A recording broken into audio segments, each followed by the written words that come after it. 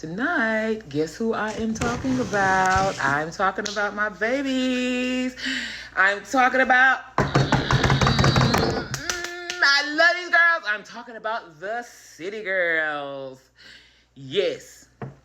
So, I am an older woman, right? I ain't telling y'all my age. If y'all follow me, you should be able to figure it out. Okay, anyway. But I love rap. I love a woman that stands in her energy, her beauty, her grace. Age, in some sense, age is only a number. You understand what I'm saying? It's nothing wrong with a person enjoying music.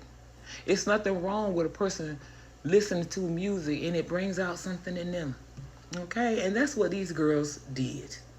Okay? So, let's get started. I'm talking about the city girls. I'm going to go through it like this. This time I'm discussing with you because they've been on my mind. We're going to start with finding out how they met, okay, who they are. And then we're going to go from who they are to how they got started. Then we're going to go into the men they encountered. Excuse me, y'all.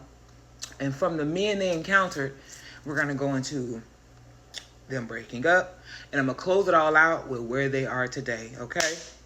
So let's get started with these girls. Without further ado, let's get started. The City Girls. The City Girls is a Miami-based hip-hop duo. And it's with JT and Carisha Brownlee. The girls' names are JT, a.k.a. Jatavia Shakara Johnson, and Young Miami, a.k.a. Carisha Brownlee. Okay? The pair gained popularity after making an uncredited appearance on Drake's single, In My Feelings. Y'all, we gotta have grace with Drake. Don't do him like that. Well, you know we all was Drake fans, okay? Okay. Now let's get started. How did these girls meet?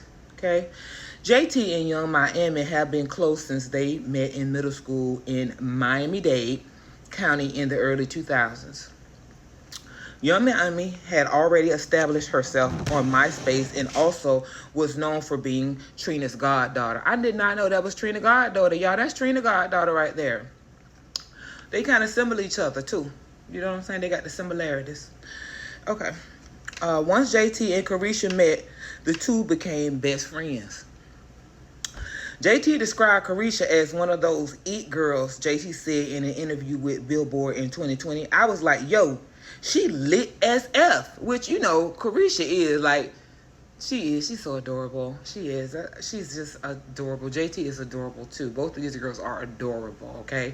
But let's look at it like this. Everybody has their own essence, their own energy. God made us all individuals, and I personally feel like these girls complemented each other.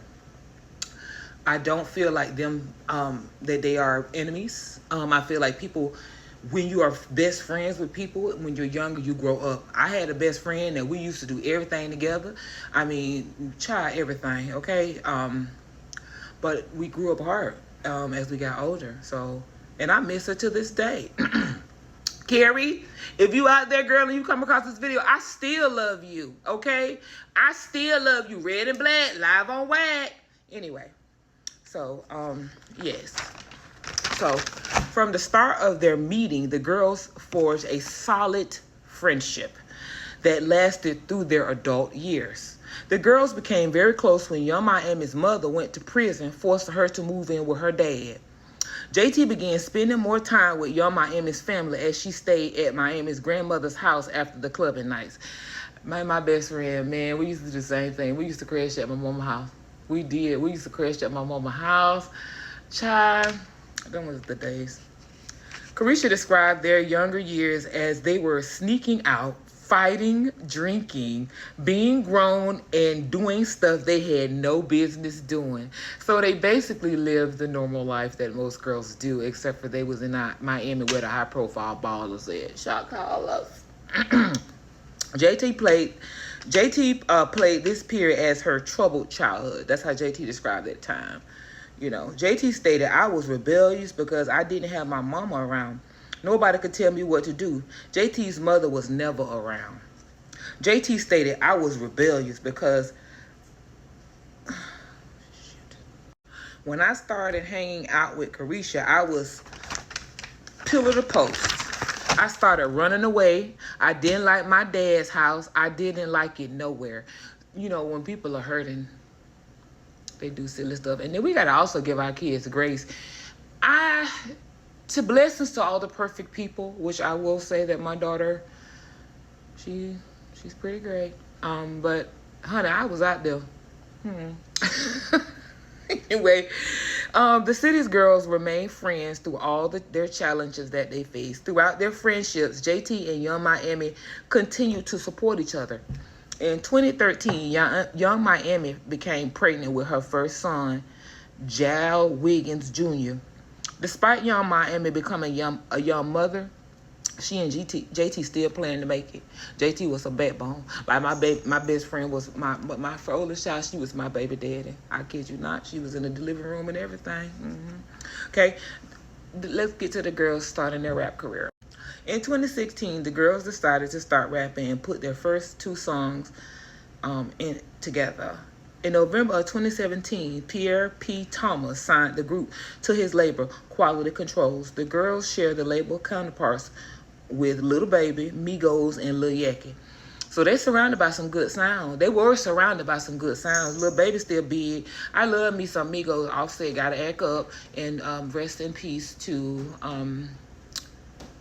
Takeoff. He was so fine, Lord. Why they gotta take the fine was Jesus, and that is not a joke, man. Okay, Lil Yachty. Okay, less than a year after being signed, Kevin K. Lee gave JT and Miami the name The City Girls. The name was inspired by their upbringing in the neighborhoods of Liberty City and Opelika, Florida. Now, and that was per Complex magazine. That's a good name for them. That was brilliant. It was brilliant. Like, these 2 girls' concept. Ooh, I'm getting chills. These 2 girls changed the game because they was united. They were sexy. One was chocolate. One was gold color. Neither one of them wasn't animosity. That's what they showed us. But we're gonna get to a little bit into that, okay? In May of 2018, the girls released their first mixtape, period. Soon after the mixtape, the girls debuted. Drake called the girls to work on his song In My Feelings from his Scorpio album. Y'all remember that little girl that came out? Period, period, poo, period, period, poo. Bless her soul, baby, bless her soul. Anyway, when the girls first heard the song by Drake being played by the Quality Control, Pierre P. Thomas, the girls were both shocked and excited, stating, oh, you know how it is. Oh, B, Drake knows our name. The song In My Feelings would catapult the girls' career, but their joy was short-lived because in June of 2018, the police arrested JT and she was sentenced to 2 years in prison. Okay? Carisha, being a lawyer friend, still continued to hold the group down by attending events on the girls' behalf and promoting their music. JT was eventually released in 2020. I remember her getting out too. I was working at the prison center and I heard it on the radio at the time. I was working at a halfway house and they were saying she was in the halfway house. I was like, oh, shit. But yeah, because honey, there was a lot that went on during that time. She was in the halfway house, but she went on lockdown because baby, what's his name? Who's the managed to get up in there? But anyway, this is going to be the end of part 1. Stay tuned for part 2. It's not my fault this story is long. They've been doing a lot, okay? I love y'all.